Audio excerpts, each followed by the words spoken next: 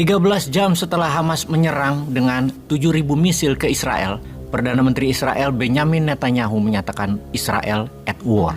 Israel berperang melawan Palestina secara resmi dan terbuka, dan mulailah Israel melakukan serangan balik ke Palestina di Gaza terutama.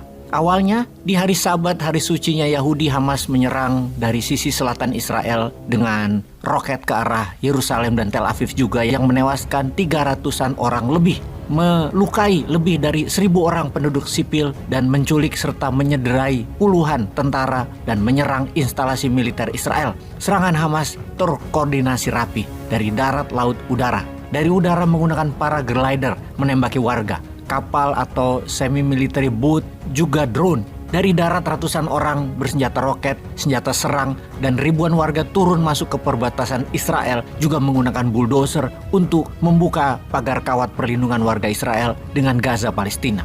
Israel yang biasanya hanya menyebut Hamas sebagai milisi atau teroris, sekarang menyatakan perang bukan ke Hamas namun juga ke Palestina. Pihak Israel mengatakan bahwa musuhnya akan membayar lebih mahal dari apa yang mereka telah lakukan ke Israel. Akan sampai berapa lama hal ini bisa berlangsung? Semua tidak ada yang tahu karena kemarahan dua belah pihak antara Israel dan Yahudi adalah cerita lama, dendam lama, kebencian lama. Yang sekarang dapat dipastikan serangan Hamas merupakan surprise attack, tidak ada yang memprediksi sebelumnya. Juga merupakan serangan pembuka yang sukses. Bahkan Mossad, intelijen Israel, kecolongan dalam hal ini.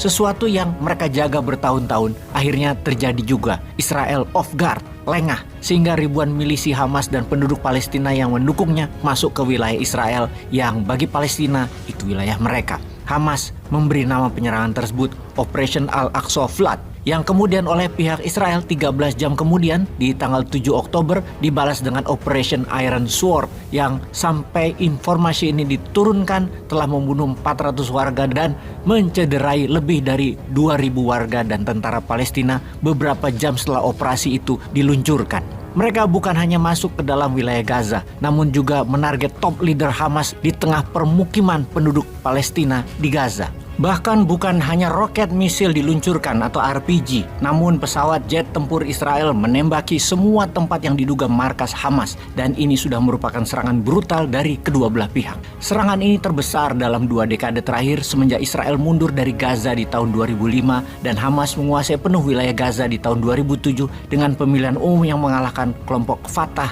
milisi lainnya. Sebentar sahabat, kita jelaskan sedikit tentang sejarah jalur Gaza agar kita waspada dengan masalah yang terjadi di sana. Jalur Gaza adalah sebuah kawasan terletak di pantai timur Laut Tengah, bagian dari wilayah negara Palestina berbatasan dengan Mesir di sebelah barat daya dan Israel di sebelah timur dan utaranya. Jalur Gaza memiliki panjang sekitar 41 km dan lebar antara 6-12 km, seperti The Line-nya Saudi yang mau dibangun itu. Ya memang Gaza adalah jalur panjang. Populasi di jalur Gaza berjumlah 1,7 juta jiwa. Mayoritas penduduknya merupakan pengungsi Palestina yang melarikan diri ke Gaza setelah meletusnya Perang Arab-Israel di tahun 1948. Pada awalnya, jalur Gaza secara resmi dikelola oleh pemerintah seluruh Palestina yang didirikan oleh Liga Arab pada bulan September 1948. Sejak pembubaran pemerintah seluruh Palestina tersebut pada tahun 59 dan 67 atau pada tahun 1959 hingga tahun 1967, jalur Gaza secara langsung dikelola oleh Mesir. Israel merebut dan menduduki jalur Gaza pada Perang 6 Hari pada tahun 1967 dan kemudian berdasarkan persetujuan damai Oslo yang disahkan tahun 1993, otoritas Palestina ditetapkan sebagai badan administratif yang mengelola wilayah tersebut. Israel masih mempertahankan kontrol terhadap jalur Gaza di wilayah udara, wilayah perairan dan lintas perbatasan darat dengan Mesir.